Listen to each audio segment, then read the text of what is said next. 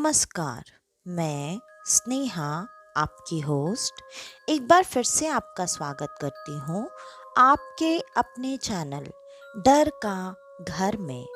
आज जो मैं कहानी आपके लिए लेकर आई हूँ, ये कहानी है मोहन की। मोहन जो कि एक बहुत मेहनती, ईमानदार और सच्चा इंसान था। मोहन बहुत ज़्यादा पैसे वाला तो नहीं था, लेकिन वो अपने गुणों का बहुत ज़्यादा धनी इंसान था। परिवार भी उसका छोटा ही था। उसके परिवार में उसकी पत्नी, उसका एक छोटा सा बच्चा और बड़े ताऊ जी उसके साथ रहा करते थे। बड़े ताऊ जी उसके साथ इसलिए रहा करते थे क्योंकि उन बड़े ताऊ जी को उनके बच्चों ने उनकी बीमारी और उनके कुछ बुरी आदतों के वजह से बहुत साल पहले ही घर से निकाल दिया था। उन्होंने तब उस वक्त कहीं पर भी ना जाकर मोहन के पास आना और रहना ही ज़्यादा सही समझा। वैसे तो वो उसके पास रहने के लिए सिर्फ कुछ वक्त के लिए आए थे, लेकिन मोहन और उसकी पत्नी ने कभी भी उनको खुद से दूर जाने ही नहीं दिया, क्योंकि मोहन अपने माता पिता का साया कब का अपने सर से खो चुका था और बड़े पिताजी में उसे हमेशा अपने पिता का साया ही नजर आया। इस वजह से उसने हमेशा हमेशा के लिए उनको अपने साथ ही रख लिया। मोहन को भी उनकी ऐसी आदतें पसंद नहीं थी, लेकिन वो सिर्फ उनको प्यार से इन चीज़ों के लिए मना किया करता था, रोका करता था। उसने कभी भी उनके ऊपर किसी भी प्रकार की जोर ज़बरदस्ती नहीं की थी। वो सिर्फ इतना ही कहता कि आप जिस तरह से रहते हैं, अगर आप इसी तरह से अपनी ज़िंदगी आगे बिताते रहे तो हो सकता है मेरे सर से बहुत जल्दी ये पिता का साया भी छिन जाए। मैं सिर्फ इन्हीं चीज़ों की वजह से आपको इन बातों से रोका करता हूँ और बाकी कुछ नहीं है। लेकिन वो भी एक बार जिसको अगर किसी बुरी चीज़ की लत लग जाए तो उन लतों से पीछा छुड़ाना बहुत मुश्किल हो जाया करता है। ऐसा ही कुछ मोहन के बड़े पिताजी के साथ भी था। जिंदगी ऐसे ही कट रही थी और मोहन का काम कुछ बहुत बड़ा नहीं था। वो थोड़ा बहुत कबाड़ी का भी काम किया करता था। उसके अलावा इधर उधर अगर कोई और काम मिल जाता तो वो सारे काम करके वो अपने घर का खर्चा चलाया करता था। सब कुछ ठीक ठाक ही मैनेज हो रहा था। गांव में अपना घर होने के वजह से कभी बहुत ज़्यादा पैसे की किल्लत उनको ये काम करते हुए भी महसूस नहीं होती थी, क्योंकि इस काम से रोज़ाना का खाने पीने का काम आसानी से चल जाया करता था। रोज़ की तरह आज भी मोहन अपना काम कर रहा था, लेकिन आज बहुत ज़्यादा उसे कबाड़ नहीं मिला था, जिसके वजह से आज उसे पहले से ही पता था कि ज़्यादा कमाई शायद नहीं होगी। इस वजह से उसने आज फैसला किया था कि आज अगर हो सकेगा तो थोड़ा बहुत कोने पर जो कचरे का ढेर इकट्ठा होता है, वहाँ भी जाकर वो उन चीज़ों को ढूंढने की कोशिश करेगा। क्या पता वहाँ से थोड़ा बहुत कुछ और सामान मिल जाए, जिससे आज की कमाई थोड़ी सी बढ़ जाए। यही सोचकर मोहन अब जब देख रहा था कि शाम ढलने ही वाली है, तो शाम होने के बाद ऐसी चीज़ें कौन किसे बेचता है, इसलिए वो चुपचाप अपना ठेला घसीटते हुए उस कोने के कचरे वाली जगह पर पहुंच चुका था। वहां उसने थोड़ा बहुत कचरा उलट पुलट कर देखने की कोशिश की, लेकिन 10 मिनट तक वहां चेक करने के बाद भी उसे कोई भी अपने काम की चीज़ वहां से नहीं मिली। वो पलटकर वहां से जब आगे बढ़ने लगा, तब उसे ऐसा लगा जैसे कचरे में कोई चीज़ हिली हो। ये एहसास होते ही मोहन थोड़ा सा घबरा गया। मोहन ने पलटकर पीछे देखा, लेकिन मोहन को कुछ भी नजर नहीं आया। सब कुछ सामान्य सा ही था। तभी उसकी नजर वहां पर बैठी हुई एक बिल्ली पर पड़ी। वहां वो बिल्ली एक मोटे से बांस के लकड़े पर बैठी हुई थी। उस बांस के लकड़े को दूर से देखकर लग रहा था जैसे वो काफी मजबूत और नया बांस किसी ने शायद गलती से कचरे में डाल दिया हो। ये देखकर मोहन उस तरफ आगे बढ़ा, ये देखने के लिए कि अगर वो सच में नया और मजबूत बांस है तो उसे बेचकर भी उसे थोड़े बहुत पैसे तो मिल ही जाएंगे। वो जब उस तरफ आगे बढ़ा और उसने उस लकड़ी के टुकड़े को उठाकर देखा तो उसे वो एक चारपाई का हिस्सा नजर आया। उस चारपाई के हिस्से को देखकर उसे काफी आश्चर्य हुआ, क्योंकि वो देखने में बिल्कुल नया सा दिख रहा था। और उसने जब उस लकड़ी के टुकड़े को ढंग से छूकर देखा तो वो काफी मजबूत भी नजर आ रहा था। और उसे देखते ही मोहन के मन में ये ख्याल आया, अरे यार, इतना नया, इतना मजबूत, ऐसे चारपाई का टुकड़े करके किसी ने क्यों फेंक दिया। फिर अचानक ही उसके मन में ये ख्याल भी आया, अरे होते हैं ना रईस लोग जो कि नए कोई फर्नीचर बनवाते हैं तो पुराने फर्नीचर को या तो ऐसे ही कबाड़ में फेंक देते हैं या फिर ऐसे ही कचरे में लाकर फेंक देते हैं।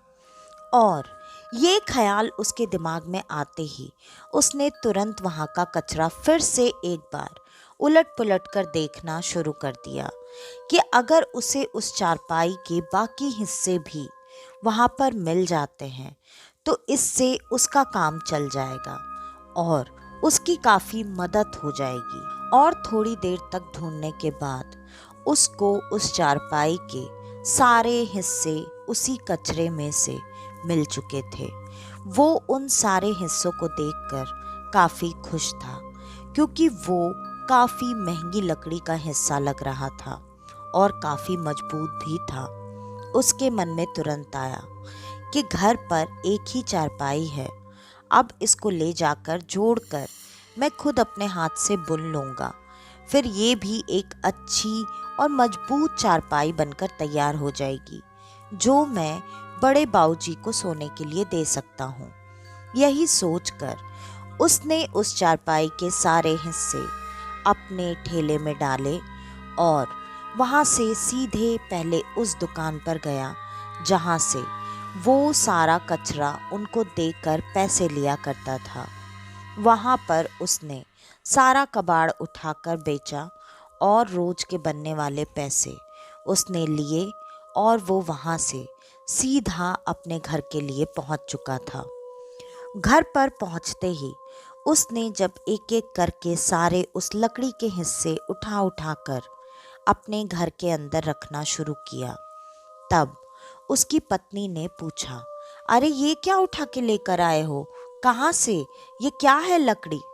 इस पर मोहन ने कहा, अरे कुछ नहीं, ये किसी चारपाई का बहुत मजबूत हिस्सा है, मुझे ऐसे ही कबाड़ इकट्ठा करने में मिल गया तो मैं ये सोच कर ले आया कि इसकी चारपाई मैं खुद ही बना लूँगा और बड़े बाऊजी को दे दूँगा, उनके भी सोने के लिए कोई चीज़ हो जाएगी। इतना सुनते ही पत्नी तुरंत रसोई घर से बाहर निकल कर आई और बाहर निकलकर उस लकड़ी के टुकड़े को छू छू कर देखने लगी।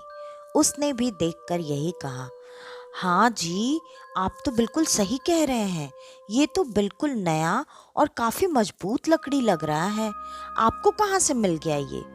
मोहन ने इतना सुनते ही सारी बात अपनी पत्नी को बता दी। पत्नी ने भी खुश होते हुए कहा, ये आपने बड़ा अच्छा काम किया, वैसे भी अगर एक चारपाई खरीदने जाओ और वो भी इतनी मजबूत, तो पता नहीं उसके कितने पैसे देने पड़ेंगे और हमारे पास इतने पैसे तो होते नहीं हैं। अच्छा किया आपने जो आप इसे लेकर आ गए, अब वैसे भी इसकी चारपाई आप ही बना लोगे तो खर्चा भी बहुत कम आएगा। मोहन ने कहा, हाँ ये तुम सही कह रही हो, यही सोचकर तो मैं इसे लेकर आया था। और इतना कहकर मोहन ने सारे लकड़ी के टुकड़े वहीं आंगन के एक कोने में रख दिए।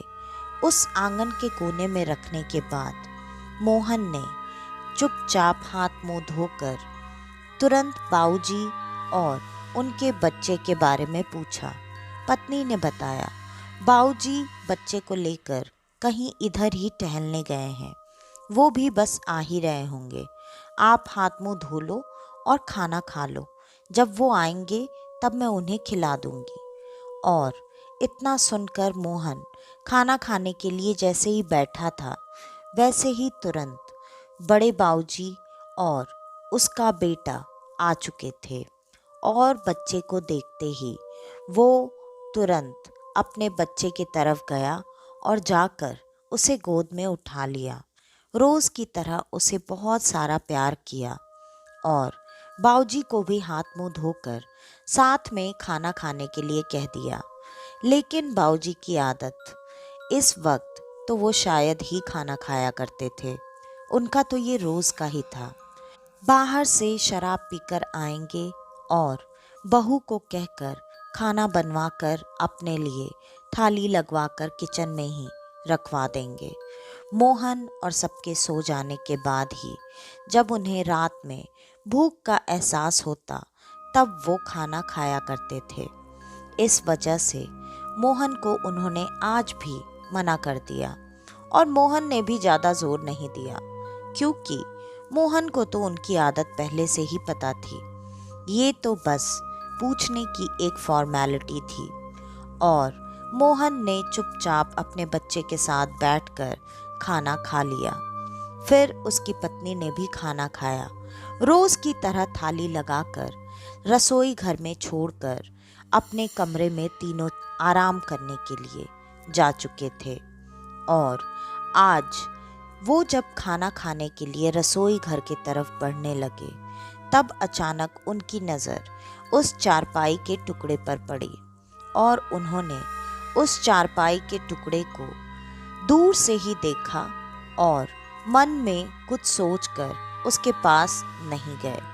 वो चुपचाप किचन में गए। उन्होंने रोज की तरह जितना खाना खाते थे उतना खाना खाया, बाकी का खाना थाली में ही छोड़ दिया और आकर अपने बिस्तर पर लेट चुके थे। बिस्तर पर लेटने के बाद ही उन्हें तुरंत नींद आ गई।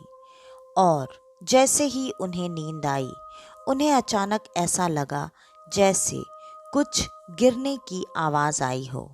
इस आवाज़ से उनकी नींद तो टूट गई थी, लेकिन उनकी आंखें नहीं खुल रही थीं। इस वजह से उन्होंने उस आवाज़ को अनसुना किया और वापस से सोने की कोशिश करने लगे। और ये आवाज़ कहीं और से नहीं, उस चारपाई के टुकड़े से आ रही थी। उस चारपाई के टुकड़े में अजीब सी हलचल हो रही थी।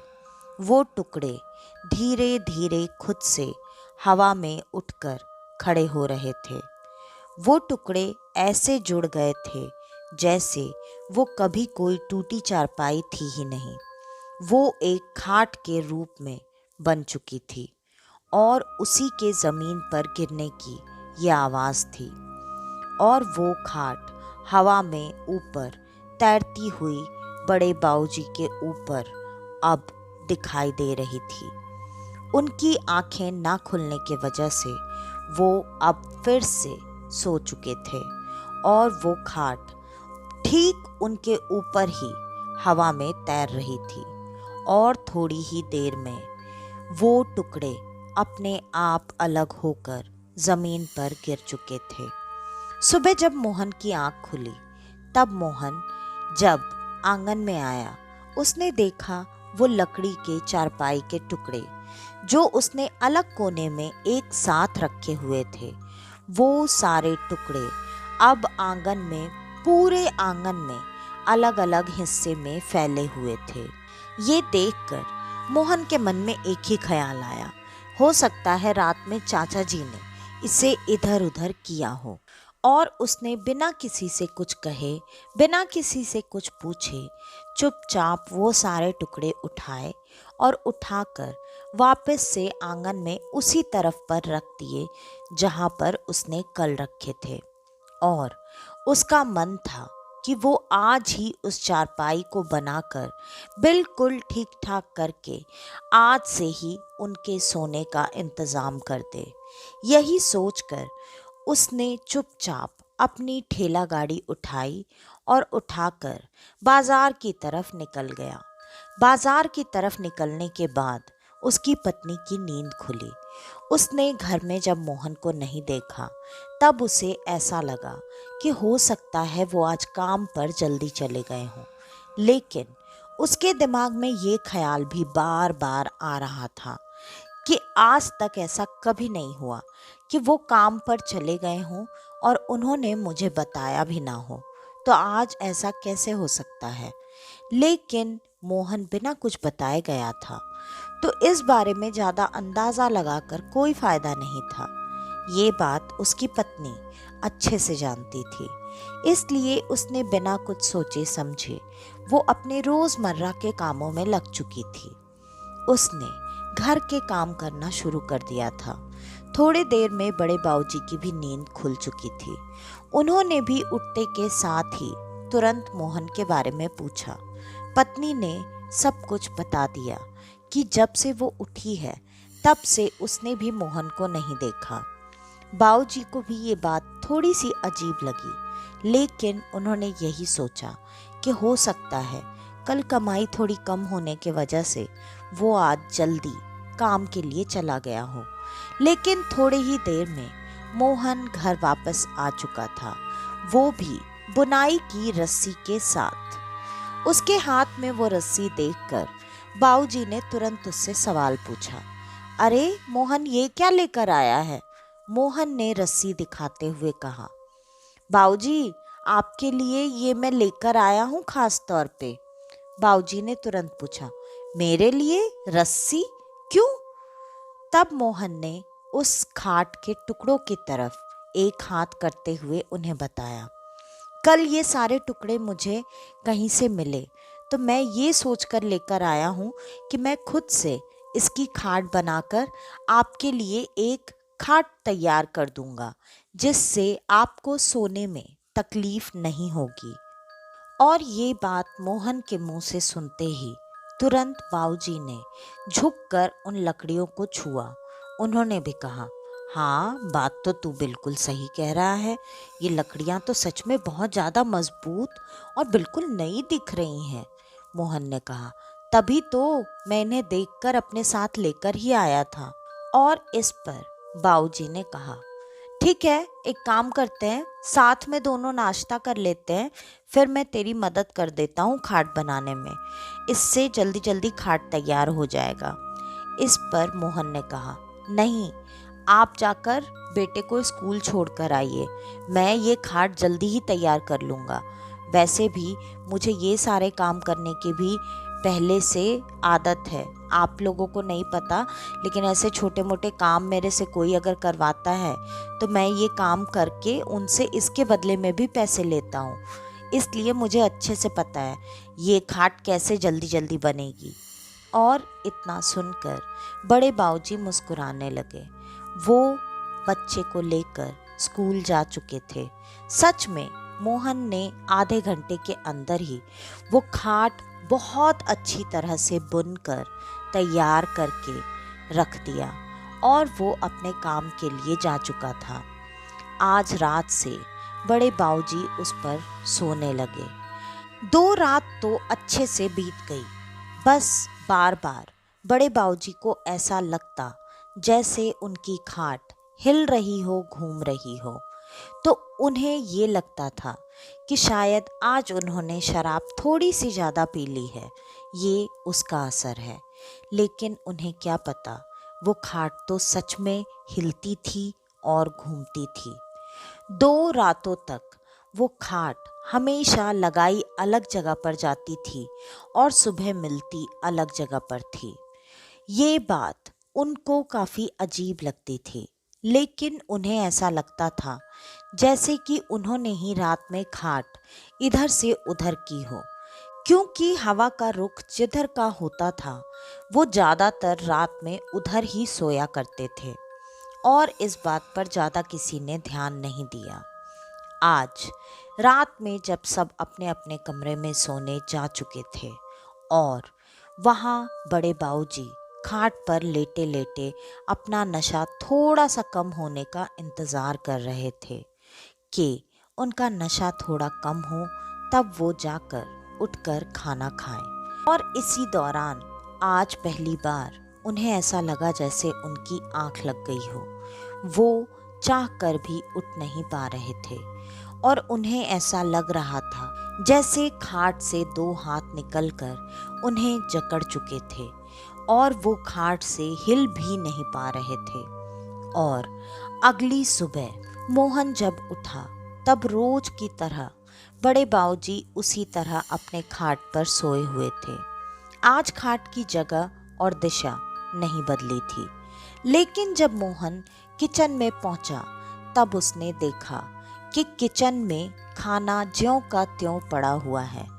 कल रात शायद उन्होंने खाना खाया ही नहीं। इस पर मोहन अब उनके उठने का इंतज़ार करने लगा कि जब वो उठेंगे तब वो उनसे पूछेगा, ठीक है आप जो चीज़ें करते हैं, लेकिन अगर आप ऐसे ही खाना भी नहीं खाएंगे तो आपकी सेहत तो और जल्दी बिगड़ जाएगी।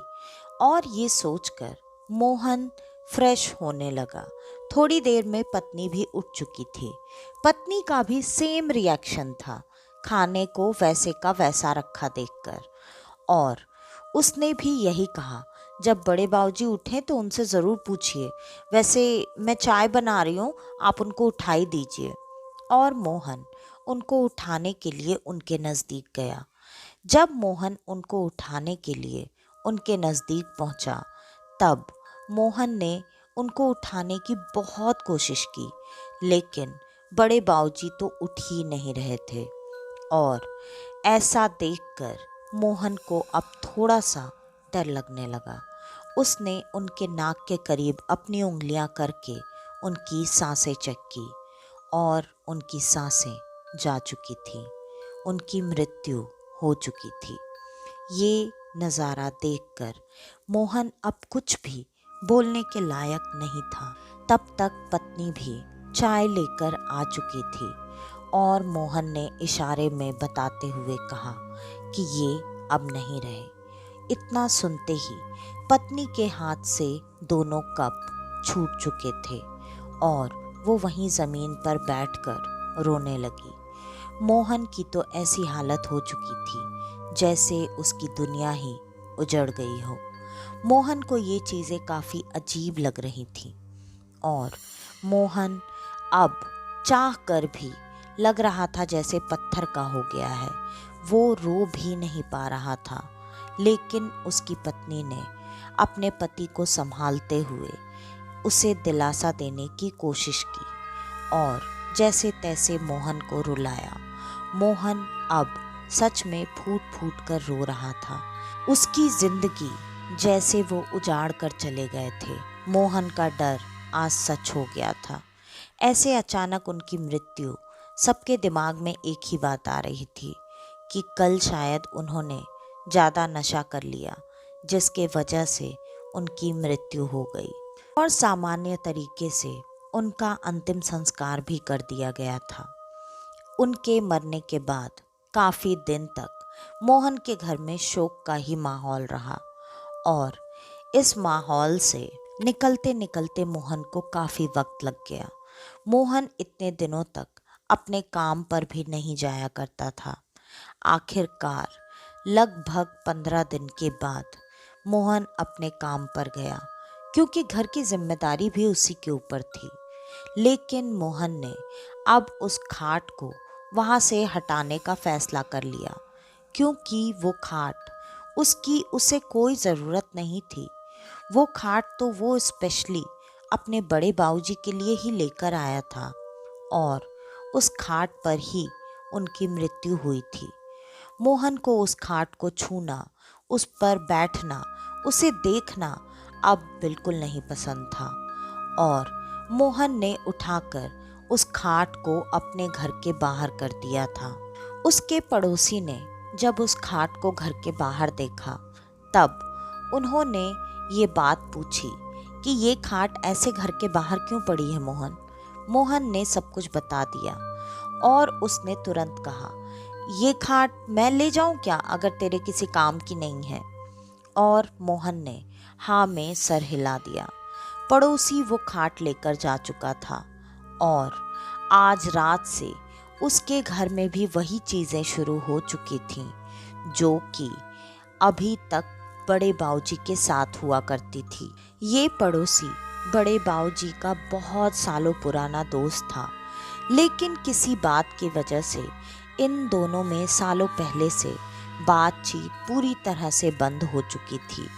ये पड़ोसी ऐसी किसी बुरी आदत में नहीं था, इस वजह से खाट से होने वाली चीज़ें उसे बिल्कुल साफ साफ समझ में आ रही थी। और अचानक से उसकी चीख पुकार सुनकर उसकी पत्नी अपने कमरे के बाहर निकल कर आई और पत्नी ने अचानक से अपने पति को उस खाट से ऐसे जकड़ा हुआ देखा जैसे कि उस खाट ने उसके पति को पकड़ रखा है। और थोड़ी ही देर में पति ने एक अजीब सा नाम बोला और उसकी मृत्यु वहीं उसी खाट पर हो चुकी थी। पति को ऐसा मरते देखकर पत्नी उसी समय अपने घर के बाहर निकली और चीख पुकार करने लगी। पत्नी की ऐसी आवाज़ सुनकर सारे मोहल्ले वाले एक जगह इकट्ठा हो चुके थे। पत्नी ने डरते डरते सारी बातें सबके सामने बतानी शुरू की। किसी ने भी उसकी बातों पर भरोसा नहीं किया और मोहन ने जब ये बातें सुनी, मोहन को थोड़ा सा अजीब लगा, क्योंकि आज ही तो उसने उस पड़ोसी को वो खाट दिया था और आज ही उसकी मृत्यु भी हो गई। मोहन भागकर घर के अंदर उन पड़ोस वाले काका को देखने के लिए गया और जब उसने देखा तो ठीक उसी तरह से उसकी भी लाश उस खाट के ऊपर पड़ी हुई थी जैसे उसने अपने बड़े बाऊजी की लाश देखी थी। ये देखकर मोहन को काफी अजीब लगा, लेकिन मोहन को उसकी पत्नी की बातों पर भरोसा अभी भी नहीं हो रहा था। लेकिन उस खाट पर 2 लोगों की मृत्यु होने की वजह से मोहन ने अब ये फैसला किया कि वो उस खाट को उठाकर ले जाकर कहीं फेंक देगा या फिर जला देगा। मोहन ने अगली सुबह पड़ोसी का क्रियाक्रम करने के बाद उस खाट को वहां से उठाया और उसी जगह पर लेकर गया जहां उसे उस खाट के टुकड़े मिले थे। वहीं पर उस पे किरोसिन तेल डालकर आग लगाने की कोशिश करने लगा। उसके बहुत ज़्यादा प्रयास करने के बाद भी उस खाट में आग नहीं लग रही थी। अब वो इतना ज़्यादा परेशान हो चुका था कि उसने अपने गाड़ी में रखी हुई कुछ कुल्हाड़ी या ऐसे औजार जो कि पड़े हुए थे उसे उठाकर उस खाट को काटने की कोशिश शुरू कर दी। लेकिन तभी अचानक उसे ऐसा लगा जैसे उसे किसी ने जोर का धक्का दिया हो और उसने जब देखा तब उस खाट से एक आवाज़ आई, मैं इतनी जल्दी नहीं जाऊंगा, मुझे अभी 2 लोगों की जान और लेनी है। ये आवाज़ सुनकर वो तुरंत इधर उधर देखने लगा, लेकिन उसे कोई भी नज़र नहीं आया और एक ज़ोर की भयानक ठहाके की आवाज़ से वो पूरा इलाका गूंज गया था। मोहन को ये बात समझते बिल्कुल देर नहीं लगी कि ये कोई सामान्य खाट तो नहीं है और उसने उस कचरे वाली जगह से उस खाट को उठाकर उधर ही एक कोने में खड़ा कर दिया और अगली सुबह पंडित जी के पास पहुंचकर उसने सारी बातें विस्तार से उनको बताईं और बताकर उन्हें वो खाट दिखाने के लिए लेकर आया। वो खाट बिल्कुल सही सलामत था। उस पर ना तो आग लगाने के कोई निशान थे, न तेल छिड़कने के और ना ही कुल्हाड़ी चलाने के। पंडित जी ने आंखें बंद की और उस खाट के बारे में जानने की कोशिश करने लगे। थोड़ी ही देर में पंडित जी ने आंखें खोली और कहा, ये कोई सामान्य खाट नहीं है और सच में ये 2 और लोगों की जान लेने वाला है। इस पर मोहन ने आश्चर्य भरी नजरों से उनकी तरफ देखा और उनसे सवाल किया। पंडित जी ने बताया, आज से करीब 15 साल पहले इस गांव के एक बहुत परोपकारी सेठ हुआ करते थे और उनको इन्हीं 4 लोगों ने उनका धन हड़पने की लालच में मार दिया था और तब से उनकी मृत्यु इसी खाट पर होने के कारण उनकी आत्मा इसी खाट से बंध कर रह गई है। वो सबसे अपने मृत्यु का बदला लेना चाहते हैं। उसमें से 2 लोग तुम्हारे बड़े बाऊजी और वो तुम्हारा पड़ोसी था। गांव के 2 अन्य लोग हैं जिनको ये खाट खत्म किए बिना खुद खत्म कभी नहीं होने वाला। ये बातें सुनकर मोहन को काफी आश्चर्य हुआ और मोहन ने पूछा, उन दोनों की जान बचाने का कोई रास्ता नहीं है? तब पंडित जी ने बताया, नहीं, क्योंकि ये चारों बहुत ही करीबी मित्र थे उनके और उन्होंने उनके साथ विश्वासघात किया। विश्वासघात के कारण उनकी आत्मा अब बदले की भावना से सालों से तड़प रही थी और अब जब तक वो अपना बदला पूरा नहीं कर लेगी, वो यहाँ से कभी नहीं जाएंगे। और पंडित जी ने फिर भी कुछ कुछ विधि करके उस आत्मा को शांत रखने की कोशिश की। खाट को वहीं पर छोड़ देना सबने सही समझा और अगली सुबह गांव में हड़कंप मचा हुआ था, क्योंकि 2 घरों के 2 लोगों की मृत्यु हो चुकी थी। कैसे, क्यों, किस लिए, किसी को भी पता नहीं चला और मोहन भागकर उसी जगह पर आया जहां पर उसने उस खाट को खड़ा किया था, लेकिन वहां पर खाट का नामो निशान नहीं था। वो खाट ऐसे गायब हो चुकी थी जैसे वो कभी वहां थी ही नहीं। मोहन को ये बात समझते देर नहीं लगी कि उस खाट ने आखिरकार अपना बदला पूरा कर लिया और शायद अब वो मुक्त होकर यहाँ से जा चुका है। फिर उसके बाद मोहन ने कभी भी ऐसे कबाड़ की किसी चीज को अपने घर में कभी भी कोई जगह नहीं दी। तो आज की ये कहानी यहीं पर खत्म होती है। आपको हमारी आज की ये कहानी कैसी लगी, हमें कमेंट करके ज़रूर बताइएगा। और अगर आपको हमारी ये कहानियाँ पसंद आती हैं तो ज़्यादा से ज़्यादा हमारी इन कहानियों को शेयर करें। अगर आप हमारे इस चैनल पर आज पहली बार आए हैं तो हमारे इस चैनल को लाइक, शेयर और सब्सक्राइब करना बिल्कुल ना भूलें, क्योंकि आपके एक शेयर, एक लाइक से मेरी बहुत मदद होती है। और अगर आपके पास आपकी ऐसी कोई कहानी है जो आप हमारे साथ शेयर करना चाहते हैं तो डिस्क्रिप्शन में दिए ईमेल आईडी या इंस्टा आईडी पर आप हमें आपकी वो कहानी भेज सकते हैं। तो आज के लिए बस इतना ही। मैं स्नेहा, आपकी होस्ट, आज के लिए लेती हूँ अलविदा। वापस से आपसे मिलने आऊँगी और आप सबको लेकर जाऊँगी कुछ जाने अनजाने किस्से कहानियों के सफ़र पर, आपका अपना डर का घर में।